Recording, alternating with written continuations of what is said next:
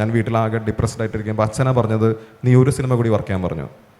ഞാൻ പറഞ്ഞു ഞാൻ ഇനിയില്ല എന്ന് പറഞ്ഞു. കാരണം എനിക്ക് ഫുൾ ചമ്മലാണ്. കാരണം ആ സിനിമയിൽ എനിക്ക് വർക്ക് ചെയ്ത് എനിക്ക് ചിന്തിക്കാൻ പോലും സാധിക്കില്ല. അത്രയും ഡിപ്രഷൻ്റെ പീക്ക് എനിക്ക് ഓർമ്മയുണ്ട്. ഡിപ്രഷൻ്റെ പീക്ക് ഇല്യൂഷനാണ്. ട്രീറ്റ് ചെയ്യാത്ത ഡിപ്രഷൻ ഒരു പരിധിക്ക് അപ്പുറത്തേക്ക് ഇല്യൂഷനായിട്ട് മാറും. ആൾക്കാർ എന്തുകൊണ്ട് ആത്മഹത്യ ചെയ്യുന്നത് എനിക്ക് മനസ്സിലായി. സൂയിസൈഡ് എങ്ങനെ സംഭവിക്കും എന്നുള്ള പോയിന്റ് ഞാൻ കാണാൻ പറ്റി.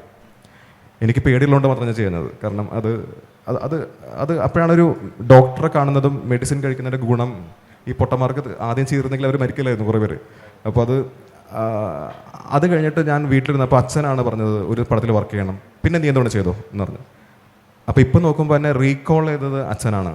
അതാണ് സ്നേഹവീട് എന്നുള്ള സിനിമ. സ്നേഹവീട് അതിനകത്ത് ഞാൻ അസിസ്റ്റ് ചെയ്തു. മോഹൻലാൽ സാറിൻ്റെ കൂടെയായിരുന്നു.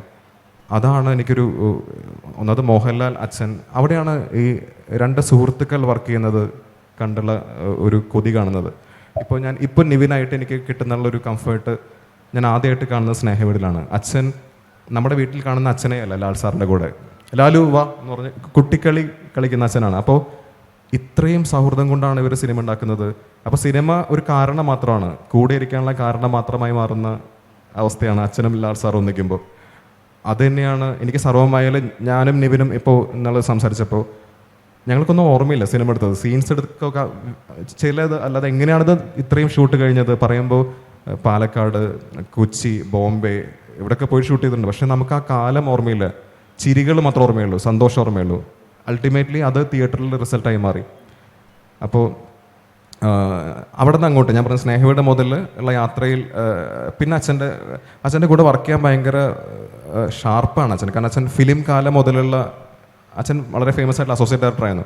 സ്പീഡ് വേണം, പിന്നെ ടെക്നോളജിയിൽ അധികം ഡിപ്പെൻഡ് ചെയ്യാൻ പറ്റില്ല. ഇപ്പോഴും സ്പോട്ട് എഡിറ്റ് യൂസ് ചെയ്യില്ല, സ്പോട്ട് എഡിറ്റ് ഇല്ല, പേപ്പറും പേനയാണ് തന്നെയാണ് മെയിൻ. അപ്പോൾ ഇപ്പോഴും എൻ്റെ അസിസ്റ്റൻസ് പോലും പേപ്പറും പേനയാണ് യൂസ് ചെയ്യുന്നത്. ഞങ്ങൾക്ക് സ്പോട്ട് എഡിറ്റ് ഇല്ല. ഗുണം എന്ന് പറയുന്നത് എഡിറ്റ് അറിയാതെ ഈ പണിക്ക് ഇറങ്ങാൻ പാടില്ല എന്നുള്ളതാണ്. ഒരു ഡയറക്ടർ എഡിറ്റർ ആവണം എന്നുള്ള ചിന്ത ആദ്യമായിട്ട് തന്നത് അച്ഛനാണ്. അച്ഛൻ കൈകൊണ്ട് ലാപ്ടോപ്പിൽ എഡിറ്റ് ചെയ്യില്ലെങ്കിലും ഞാനും അനൂപ് എഡിറ്റ് ചെയ്യും. പക്ഷേ അച്ഛൻ മനസ്സിനകത്ത് എഡിറ്റ് ചെയ്തിട്ടാണ് സിനിമ ഉണ്ടാക്കുന്നത്.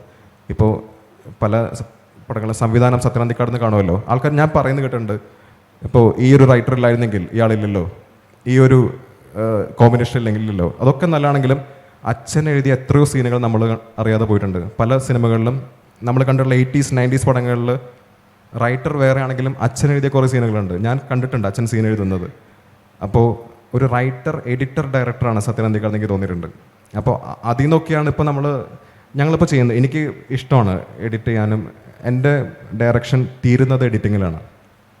അതിൻ്റെ ഒക്കെ ഉള്ളൊരു റൂട്ട് കോസ് അച്ഛൻ്റെ ശീലം തന്നെയാണ്.